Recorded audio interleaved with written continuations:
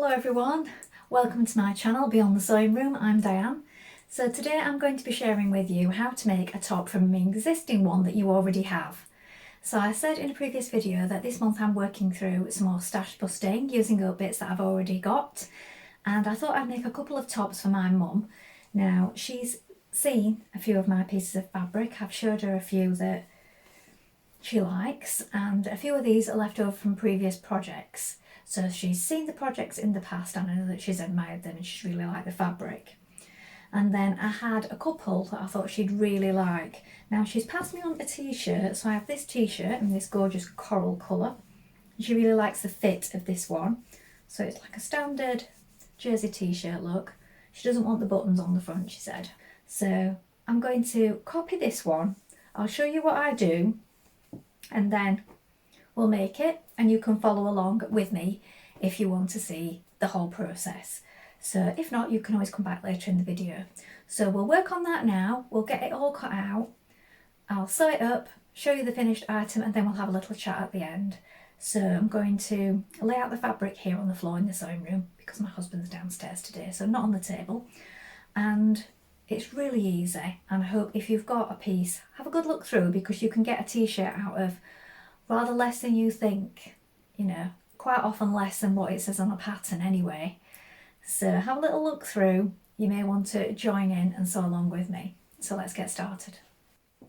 Now I'm using an old piece of pattern paper that was cut from round another pattern that I've used, so I always save these pieces, look, and these come in really useful for if you want to trace off anything yourself. It saves you having to buy extra.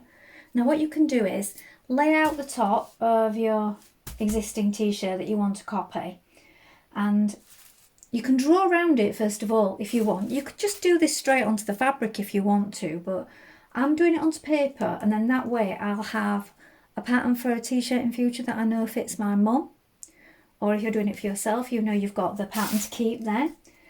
And I'm going to just cut it straight round it, so you can draw it first if you wish, but I'm just going to cut round mine. Now what you want to do is you want to pin it to the paper or the fabric so that it doesn't move around. And you may find with some t-shirts they've stretched out a little at the sides, like this one looks like it's stretched out a little bit at the bottom from this side, but don't worry about that because we can always straighten that up before we cut it out, or even after we've cut it out, by folding it in half down the middle and making sure both sides are the same.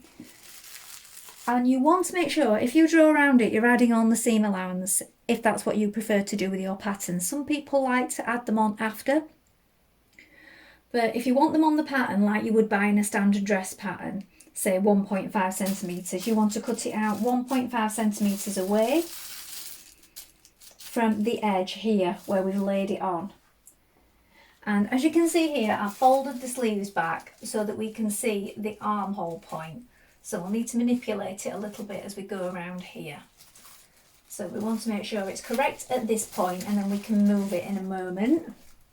And also here.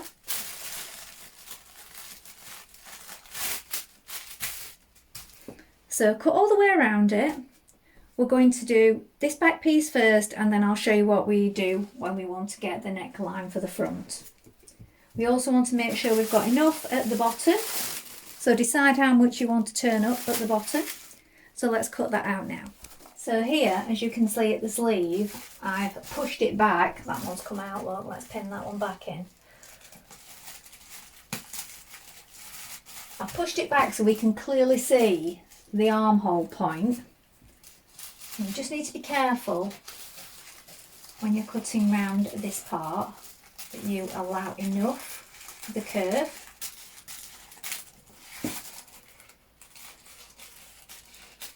Now fold it in half, and as you can see where I've cut round my armhole here, got it a little deeper on one side than the other. So you can actually fold that in half and correct it now. So make sure it's the same on both sides. So if you pin it, just neaten that up. Now we have our back piece. And now to make the front piece, you can cut another piece if you wish, but you can just use this existing piece if you want and just make yourself a template of how deep the neckline needs to be.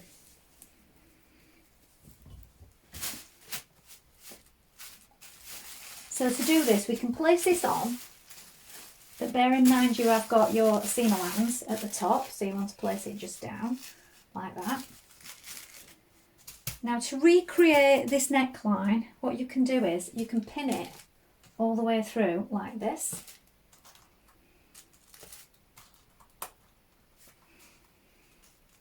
Follow that neckline around with pins.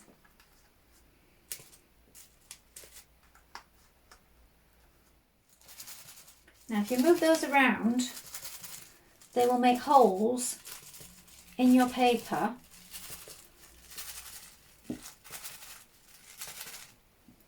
and you can draw that neckline onto your paper and either trace that onto another piece so that you've got a front piece, or as I said, you can use the existing one and just cut at that point by making a template with paper and folding it in half. Make sure it's even again on both sides. So we're not using any fancy maths or anything for this. This is just all using what we have. See, we have our holes in our paper. We can draw that scoop now.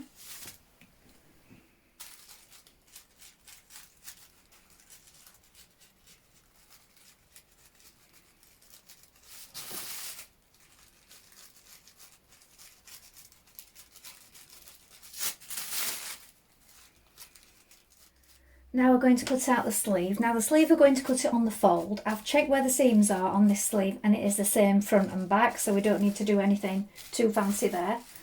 But this is going to be where we place it on the fold of the fabric. We need to allow the same amount again at the bottom for the hem allowance, but not at the top because that's going to go on the fold, so do that quite close to it. And again, to create this marking, you can pin through it so that it will mark on your paper underneath. Now remember, you're going to need to add the seam allowance beyond that mark. We didn't need to do this on the neck.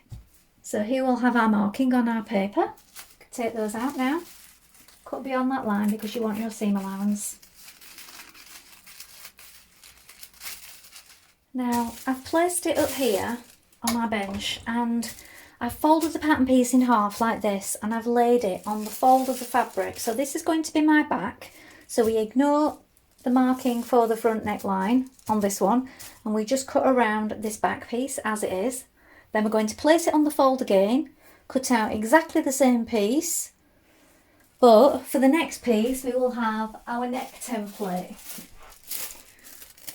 So it's the piece that we cut out here. So what we'll do is once we've cut it out, we'll place this piece on and cut out the neck piece. So that way you can just use one piece of pattern paper, you don't need two. You just need that additional piece when you're cutting out around the neck. So it may all seem a bit haphazard, but you know, this works and it's really easy. Here's my neckline template piece, look. So I've just pinned it on just there. I'm going to cut around that so it's still on the fold, and the piece that I cut out for the neckline template is also on the fold and it's placed there like that.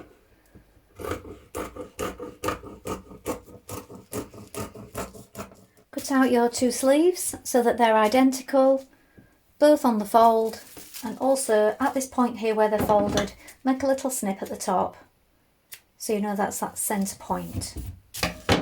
Now we're going to join our t-shirt together. Now I've changed to a ballpoint needle because it is stretch fabric, so if you're copying from a t-shirt it's usually going to be jersey, French terry, some kind of stretch or knit. So you do want to have a ballpoint or stretch needle on, and you can also use either a stretch stitch or a zigzag stitch. So change to a small zigzag stitch and adjust the length also and make the zigzag really narrow so it's barely there, but it's still going to be stretchy on the fabric. So that's what we're going to use, and it's really quick. We're going to join the front to the back first of all at the shoulder seams.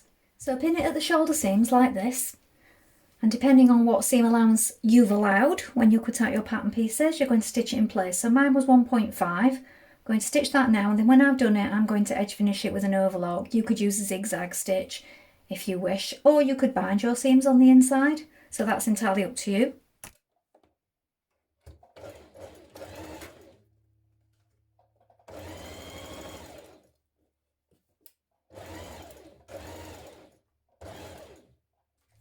Now if you want to make them extra secure, you can stitch them twice, and that's sometimes a good idea with the knit fabric because it can sort of stretch and snap, especially in areas where you're pulling it on and off. So go over it twice if you wish.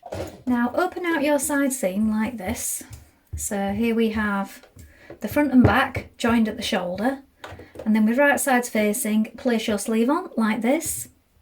Match up that centre point of the sleeve with the shoulder seam, and then the bottom edge of each sleeve with the bottom of the armhole. Pin it all the way along. Now you don't really need any stitching for this because it's a stretchy fabric, so all you need to do is just pull on it and it goes into place, so that makes it easier. And then when you've done that, stitch it in position. So we stitch around here first of all, and then we're going to sew the side seam and the underarm all in one movement. So let's put each sleeve in first.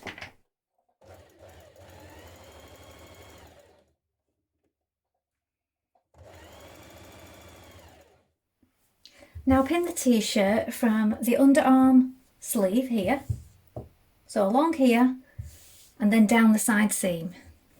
Now we're going to stitch this all in one movement, and again we're going to double stitch it. So as you can see here, I've done a double seam and then I've overlocked it. So we'll stitch this now, and also reinforce a little bit here as you go past the underarm point.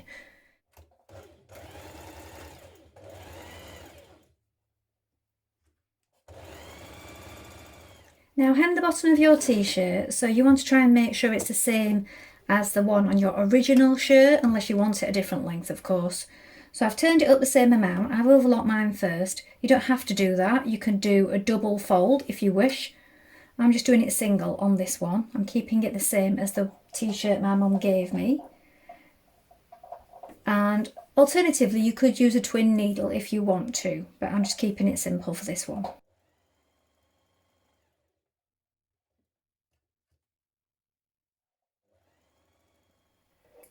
Now on the sleeves I'm doing a small double fold, just to make it a little bit more stable on the sleeve.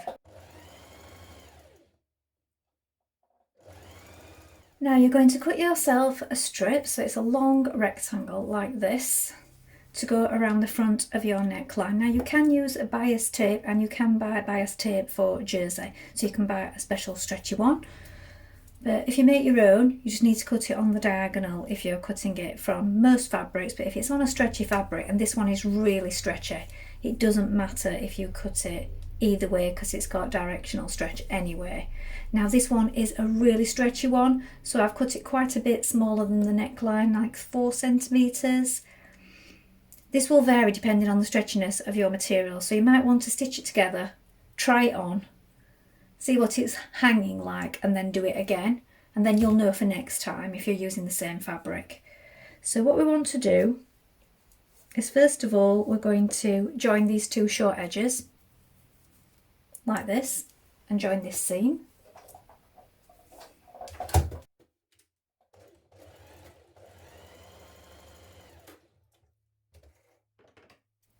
And then this join here, we're going to fold it in half, lengthways, the whole thing, and this join will go to the centre back of your neck. Now pin it the rest of the way around so you can find the centre front of the binding and the centre front of the neck. Pin the back and front, then pull it like this, and it will go to the neckline, so you need to pin it in place at this point and then stitch it in position.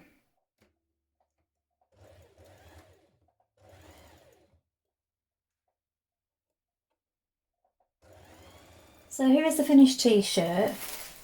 So the final thing that I did is I flipped up the facing when I stitched it on, and then I stitched it down around the outside like this. There's a line of stitching going around the outside. Now my mum is a 14 and my mannequin is smaller than that, so, and it doesn't adjust very much bigger either. So it is loose on my mannequin, but it is the size of my mum's t-shirt, so I know it's exactly the same size. So that's got another piece of fabric out of my stash. I already have a t-shirt in this fabric, that's why I didn't want another one the same. So that's used that piece up. Well, I hope that was helpful. So it's not complicated. I know there are other ways you can do it. You can do it with proper pattern drafting, but for those of you that just want a really easy way, just going around a t-shirt and making a t-shirt that replicates one that you really like, I think this is just the easiest way to do it. So please let me know in the comments if that was useful for you, and remember to like and subscribe. Thank you so much for watching today. Bye for now.